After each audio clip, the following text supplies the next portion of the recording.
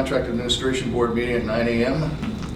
In attendance for today's meeting, we have Mike McLaughlin, Deputy County Executive, Joanne Cunningham, Chairwoman of the Albany County Legislature, and Bruce Hibley, Albany County Clerk. I'm now going to entertain a motion that we accept the minutes from the July CAD meeting. Motion. Second. All in favor? Aye. Any opposed? Any abstentions? Motion's carried. Now, on to today's agenda. First on the agenda is contract number 2989-25. It's the Civic Center. Rider Sports and Entertainment, FPI Mechanical are the vendors. They're going to be renting suite number 12 at the MVP Arena at a cost of $163,500 for a period of 9/1/25 to 8/31/28. I don't see Bob. I'm Christine Hayes, representing Bob and Kim Bruno. Hi. Open the floor for comments or questions. These are returning suite holders, and they've been excellent tenants, and we're just hoping to get them approved. We can answer any questions. No, that was my question, if they were returning. They are. Rider Sports was under Nyscoba, and Nyscoba gave the rights to one of their employees under their business to take over their portion of the suite. Motion. Second. All in favor? Aye. Any opposed? Any abstention? Your motion's carried. By the way, for the record, that fiscal impact was 100% to the county. My apologies. Next on the agenda is contract number 2990-25. The vendor is Dazzler Inc. Scope of service, they will be renting space in front of the MVP Arena. It is 100% county funded, and the cost, the estimated amount is $126,350. The estimated term is 10/1/25 through 9/30/30. And I open the floor for comments or questions. This vendor is a Korean and Japanese food and lifestyle mini boutique, and they're going to be serving a variety of specialty items and quick bites and packaged snacks, take-home meals and kits, and they are taking over for the Enterprise tenant, former tenant. Okay. Any other comments or questions? Nope, sounds good. Motion. Second. All in favor? Aye. Any opposed? Any abstention? Carried. Thank you. Thank you. Next on the agenda is contract 1044-25. It is the Sheriff's Department. It's EMS scheduling software. The estimated term is 8/15/25 through 8/14/28. The estimated amount is $39,950. Open the floor for comments or questions. Good morning, Tina Harris. We submitted a RFP. The first due was the lowest vendor to submit the quote. It's a 3-year term for the not to exceed $39,950. It's 100% county funded, and it is EMS scheduling software, staffing schedules, certifications, and hours worked it keeps track of. Any other comments or questions? Entertain a motion. Motion. Second. All in favor? Aye. Any opposed? Any abstentions? Carried. Next on the agenda is the correctional facility. It's contract number 976-25. The vendor is Blake Thermal.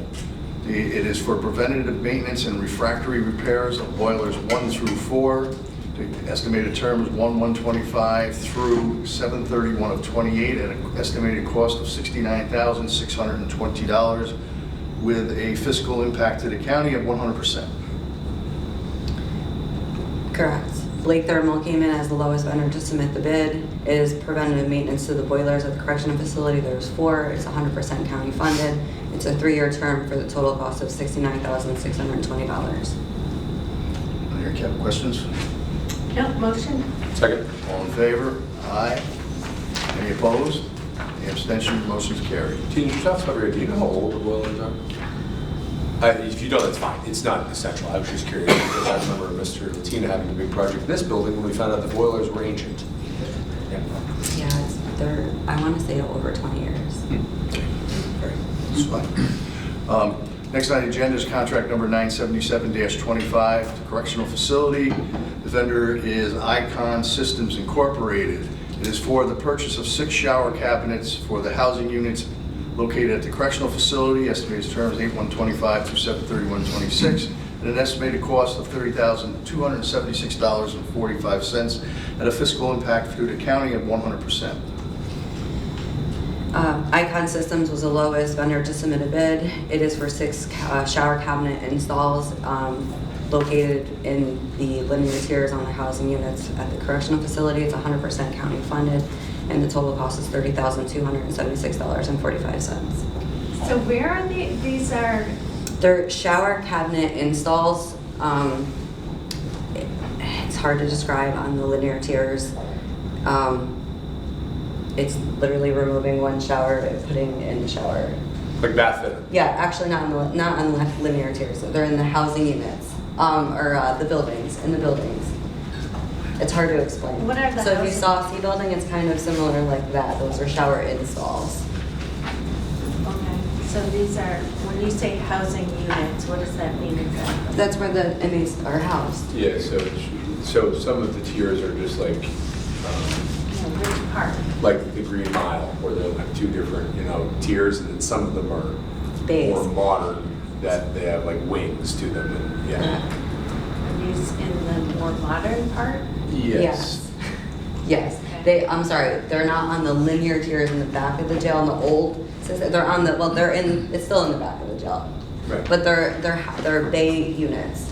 So they're like A and B building. Okay. Similar to the C building, which is now the homeless shelter. Yeah, so they have like a collective area where we saw it with the homeless shelter where folks can congregate as opposed to the churches. Okay, of all the places I saw, those were in the best shape. So we're replacing shower cabinets in the housing section Of that- B and A building. which are in the better shape. Is there any plan for replacing the ones in the? There is. It's just very cost effective. Yeah. So in those showers, they're not so much of an install. So these are just the cabinets. They're more of working tiles and just kind of getting the plumbing. It's probably like a full overhaul. So Right. what's the timing for those? They're in the works now. So we're going to be working with Pam. Okay, so like the next 2 months, 6 months, 5 months? What? Within this year, so 6 months. Okay, so within this calendar year, we're gonna see. Renovations to the in showers. For the old jail part? Yes. Okay. And it will be all of them? How do we do that? Because it's how many floors? There's 3 floors and there's I think 26 housing units. So, and I believe there's 3 showers per linear tier unit. I can have the superintendent Okay. reach Yeah, out and some get of them better. Look like they're in real bad shape. Yeah. Actually, all of them. Okay. Needs some work. It's a work in progress. Any other comments or questions? Entertain a motion. Motion. Second. All in favor? Aye. Any opposed? Any abstention? Carried. Next on the agenda is contract 985-25, correctional facility through Denoyer Chevrolet. It's the purchase of a Chevrolet Express van to transport the inmates. Estimated term is 8/125 to 7/31/26 at an estimated cost of $46,690.40 at a fiscal impact to the county of 100%. So Denoyer Chevrolet was the vendor to submit the bid that was for the correct year and model of the van that we were looking for. It's 100% county funded. It is to transport the inmates on the details. The current van has over 250,000 miles on it, and it's not effective to continue maintenance on it, and it needs to be replaced. Any other comments or questions? Entertain a motion. Motion. Second. All in favor? Aye. Aye. Any opposed? Any abstention? Carried. Next on the agenda is contract 988-25, the correctional facility. The vendor is Mohawk Chevrolet. It's for a vehicle purchase for inmate transportation. That's the same one. Same one, okay. Yeah. The estimated term is 8/125 to 7/31/26 at an estimated cost of $40,187.88 at a county fiscal impact of 100%. Yeah, Mohawk Chevrolet was the lowest vendor to submit the bid. This is to purchase the Chevy Traverse, this is 100% county funded, and this vehicle is also to transport the inputs and details as we're going through a rotation of vehicles. The vehicle that is existing that we're getting rid of has over 250,000 miles on it as well. That's a good place. Motion. Second. All in favor? Aye. Any opposed? Any abstention? It's carried. Next on the agenda is contract 990-25. It's the Sheriff's Department. The vendor is Stryker Sales LLC. It's for the purchase of a stretcher for an ambulance. The estimated term is 7/23/25 to 7/22/26. An estimated cost of $66,887.34, and a county fiscal impact of 100%. Stryker Sales was the lowest vendor to submit a bid. This is to purchase a stretcher. Actually, they're the sole vendor to submit a bid. This is to purchase a stretcher and the accessories for an ambulance. It's 100% county funded. This includes stretchers, the battery, cord, and the charger for the ambulance. So this is just the stretcher? This is the stretcher, the charger, the battery. So the thing you wheel? Yeah, so the stretcher itself is $40,000, and then all the accessories with it is another $20,000. Expensive. Yes. Any other comments? Motion. Second, sorry. All in favor? Aye. Any opposed? Any abstention? Motion is carried. Next on the agenda is contract 2991-25, the Hope County Executive's Office. It's for Auctions International, and it's auctioneering services for the public sale of county-owned real property. Estimated term is 8/12/25 to 8/11/26. There's no dollar value. It is 100% county impact funded. Chris Conway, County Exec's Office. Auctions International came in amongst the 4 graders of the RFPs that came in. This scored the highest on our rating scale based on experience, ease of customer use on the website, and the marketing capabilities of the company. So just to clarify, so this is revenue to the county. I'm sure everybody remembers here a year or so ago, the Supreme Court made a ruling which upended New York State tax foreclosure law. So now we are required to auction properties. By auctioning those properties, we'll set what is fundamentally the value of the property to make sure that there isn't money that needs to go back to the former owner of the property that had been foreclosed upon.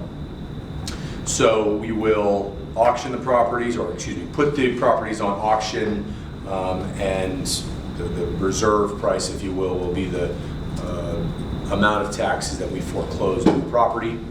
Should the property not sell, that will then free up the property to go to the land bank, private sales for economic development, and all the other activities that we had traditionally done through tax foreclosure. But Chris and DMB, our finance department, have done a fantastic job getting the disposition plan up and put together that the chairwoman kindly shepherded through the county legislature, so that we have a governing document that can be in compliance with the Supreme Court ruling, as well as the changes that were made to New York State law and our own procurement and sale guidelines that are internal to the county. So once this is passed, we will then begin to process tax foreclosed properties again, as we had done what is seemingly many, many years ago, but it's been a long time. So it'll be good to get this back and rolling. I know that the city of Albany is really looking forward to it, and we are excited to get properties back into the hands of individuals who are going to put them back into productive use. You know how many properties that is? Oh, that is a loaded question. So we are a few years behind. So we are going to, for the first few rounds, likely foreclose on 2 lien years at a time, which was unheard of in the past. So I'm guessing anywhere, Dave, what do you think, maybe 400 properties?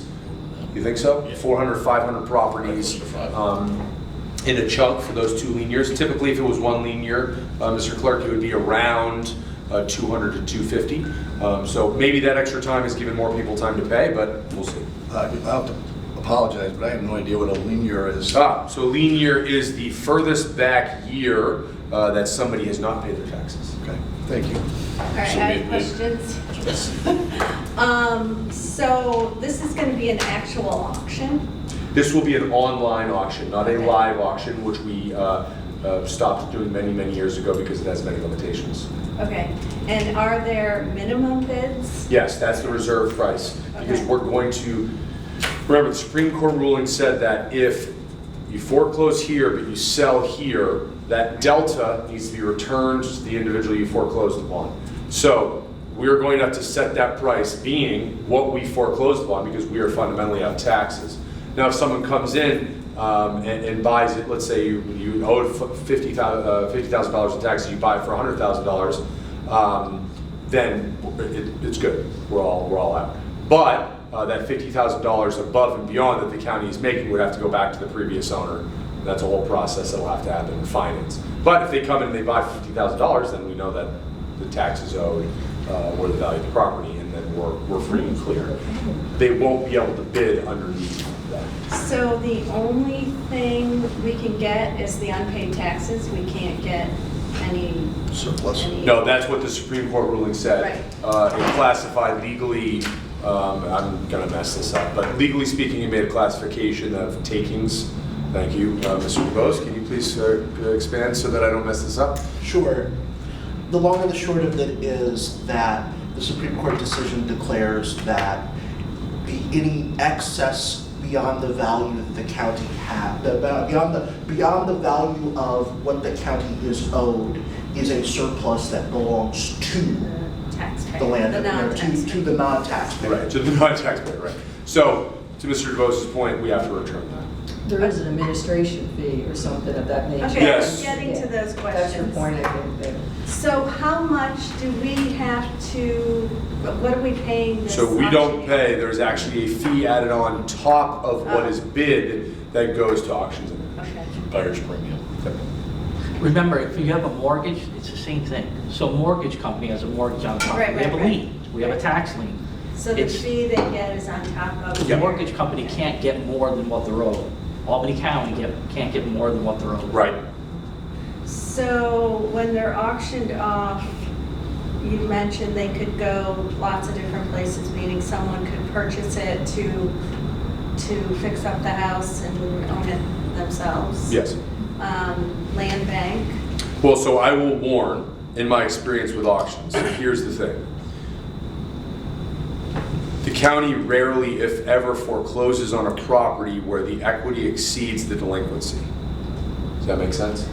So when the value of the property exceeds the delinquency, because if you own a property and you have a delinquency on it, and the value of the property exceeds that delinquency, you would just sell the property, pay off the taxes, and walk away with the profit. Right.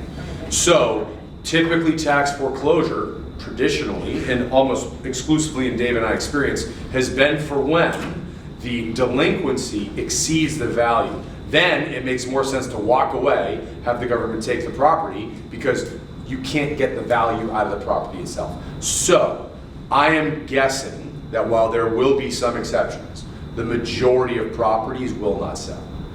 In which case they will come back to us. We will go through the land bank process, and of course, all the economic development and all that stuff, and then it will turn into what we remember as the more traditional property management process. So if they go to the land bank and someone buys it for beyond what the owed taxes were, we're gonna be, Nope, so this auction property process satisfies the need okay, for of the. the takings? Yes. Okay, okay. And what is the fee on top of the? I actually don't know, Kristen. Fee, there's 6% fee, buyer's premium. And the buyer has to pay the 6%? That's ridiculous. That Okay. should be negotiated. So if nobody buys these properties, then they just go to the county? Yeah, they are going to the county anyway. We take the property, we take it to deed, they are county properties, we auction them. If they don't auction, they remain with us until we dispense them. Okay, and we don't have to pay the fee unless? No. Okay. One more. Dave, have you estimated how much money this? So to Mike's point, this shouldn't have that much of a difference for us than our traditional process. as we've been going along, the past 5-6 years, probably in the last disposition plan, there was very few properties that the value exceeded the amount of back taxes. So this shouldn't be statistically that much of a difference for us. Thanks. No, I'm sorry. That was more than people probably expected. No, thank you. Motion. Second. All in favor? Aye. Any opposed? Any abstentions? Motion's carried.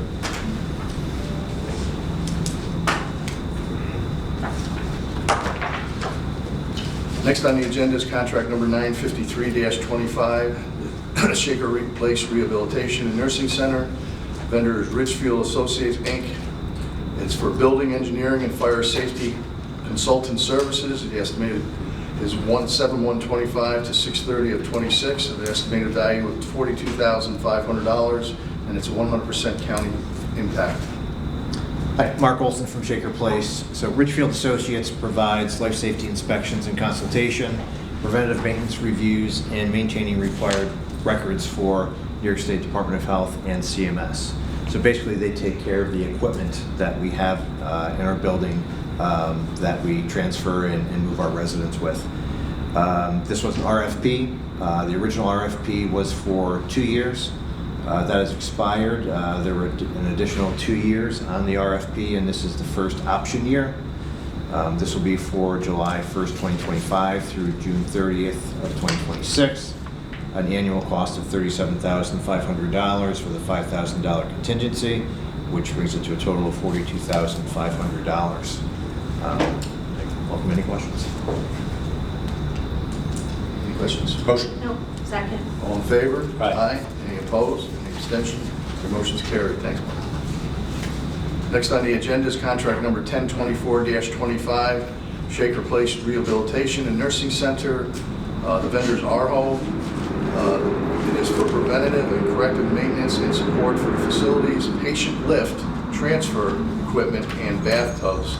Estimated term is 8/125 to 7/31 of 29.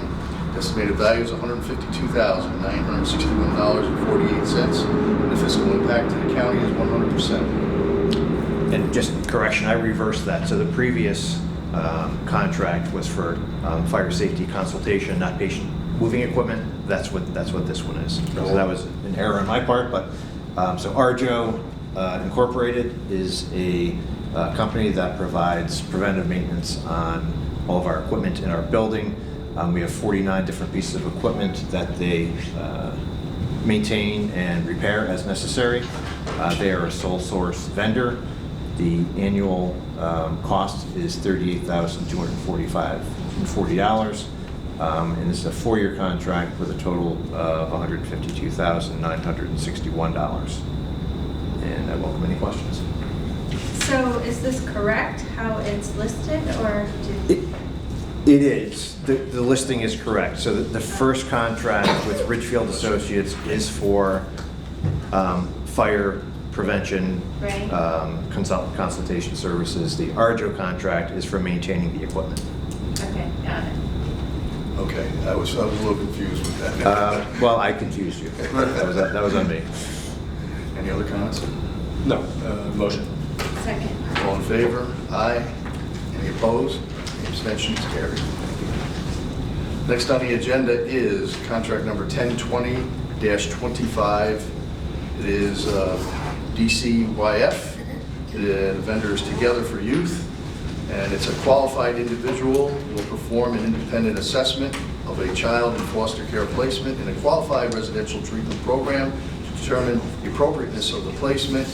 It's 9/125 to 8/31 of 26 with an estimated amount of $30,000, and the fiscal impact is broken up into 2 categories. The state will be 50% and the federal government will be 50%. So this is to renew a contract with Together for Youth, who is formerly Berkshire Farm. Anytime we place a child into foster care and we need to put them into a residential treatment facility, we have 30 days to do an assessment. The state provides a whole list of agencies that can provide these assessments, and Together for Youth is one of them. The assessment is $2,000 per each. There could be fees attached if the assessor needs to go, if the qualified individual needs to go into court, but it's generally been $2,000. we're required to do it. Any other comments? So I have a question. So is this a new contract? No, this is a renewal. We've had these before. Okay, so it's listed as new, but is that because the name is new or something? That's the system. That's Yeah, just, it's just a quirk of the system, I think. The system doesn't give that option. She said it's, So we have- their system does not give the option of a renewal or a new, correct? This would be Correct. a new contract management system. Yeah. So I think it just.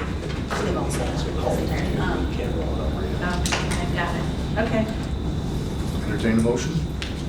Motion? Second? All in favor? Aye. Any opposed?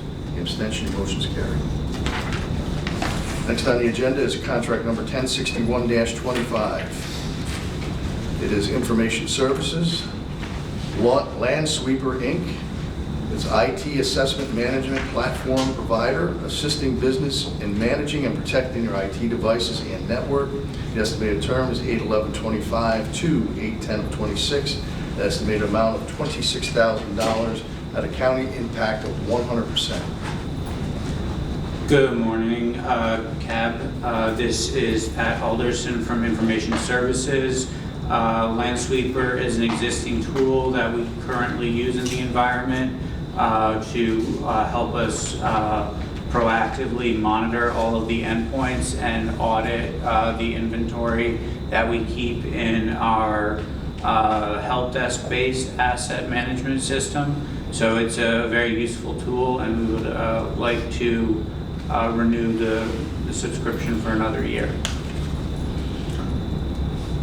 Any questions? Motion. Wait, can I ask? Yes, you So this is helping us figure out our inventory of all the stuff we have in the county? Is that what that is? Yep, all of the computer Computers. endpoints in the county, what they're plugged into, who the last logged on user was, gives us kind of diagnostics on how much disk space is used. So it gives us much more visibility into the endpoint so that we can kind of do proactive, we can look at indicators to help us begin planning for scheduled replacements to see when like a device is like nearing end of life or we need to consider upgrading it. So it definitely helps us manage our inventory. Okay, thank you. Any other questions? Motion. Second. All in favor? Aye. Any opposed? Any abstention? Motion's carried. Next on the agenda is contract 1062-25, Information Services, ComSource, Inc. The vendor will provide the county with cyber risk assessments, including compromise assessment, ransomware, readiness assessment, purple teaming, penetration testing, tabletop exercises, breach readiness review, attack service assessment, independent response, including plan development review. The estimated term is 9/1/25 through 8/31/26. The estimated amount is $40,000, and the fiscal impact is 100% to the county. So this is a request to enter into professional services engagement with a Palo Alto resource known as Unit 42. Unit 42 is a team that specializes in cyber readiness assessments. And some of these assessments, including the penetration test, are required for certain aspects of our network to undergo on an annual basis per New York State law. So we're looking to engage an independent third party to perform some of these services to kind of test our current network posture. Sounds reasonable. Any other questions? Motion. Second. All in favor? Aye. Any opposed? Any abstention? Carried. Next on the agenda is contract 1063-25. It's Information Services, ComSource, Inc. The Division of Information Services purchased Palo Alto Prisma Access browser, which will provide enhanced security within the browser, helps address security challenges for remote workers, data loss prevention, and we need assistance to implement this product in our environment. The estimated term is 9/1/25 to 8/31/26 at an estimated amount of $26,450 with the county's fiscal impact of 100%. So one of the initiatives, one of the Information Services' main initiatives for 2026 is to implement a secure browser platform. This is requesting professional services to assist Information Services in the implementation of that secure browser product. That will ensure that we configure it the right way, that we're configuring it in a way that is cognizant of many of the county's compliance requirements, HIPAA, CGIS, PII, as well as financial transaction information, and trying to configure it in a way that it helps prevent data loss within the environment. So browsers are how you access the internet. It's super important for us to kind of have a little bit more control and visibility of the information that we enter into those browsers and make sure that we're doing it in a secure and compliant way. And this will help us with the implementation of that. If there's any questions, I'm happy to take them. So does this secure browser entry point for employees or for external audiences who come in through? So it could do a little bit of both. It would namely be used for employees, but we could also use it with contractors. It would actually give us much more visibility into their actions and allow us to enable what you can call session recording. So it's like an additional set of eyes are on them when they're performing work on certain applications. Some of the applications within the environment are maintained by third parties. So it is important for us to allow remote access for them, but in a secure way, and this will certainly help facilitate that. So it's got a kind of a dual role there then. Yeah, absolutely. Okay, thank you. Motion? Second. All in favor? Aye. Any opposed? Abstention, motion's carried. Next on the agenda is contract number 873-25, Building Services, J. McBain Electric. It's replacing the existing panic alarm system. Estimated term is 8/15/25 to 8/15/26 at an estimated amount of $21,958.12 with a county fiscal impact of 100%. Good morning, Commissioner Latina for General Services. We were tasked with, from Dr. Giordano, his panic alarm system down there is antiquated. We went out for proposals. We had 3 different companies propose. One of the companies, McBain is not actually the lowest responsive bidder. The Securitas Technology wanted to put a wireless system in. We spoke with our IT department. They didn't feel that it was the most effective and way to go down there rather than doing a hardwire system. So J. McBain was the lowest responsive bidder on putting a hardwire system in there, $21,950. Were they worried about, like? I think they were worried about somebody maybe tapping into the wireless system. So this is to upgrade the system and add more points in there for panic alarms. Did the RFP say that you needed a hardwire system? Yeah, they were more comfortable. Our IT department said we were better off using a hardwire system rather than a wireless system. I don't think the RFP did because they had multiple better different types. Yeah, there was 2 different types. This really wasn't a bid that went out. It was just went to different companies that got the estimates on it because we knew it was going to be less than a bid process for. Oh, under the threshold. Under the threshold.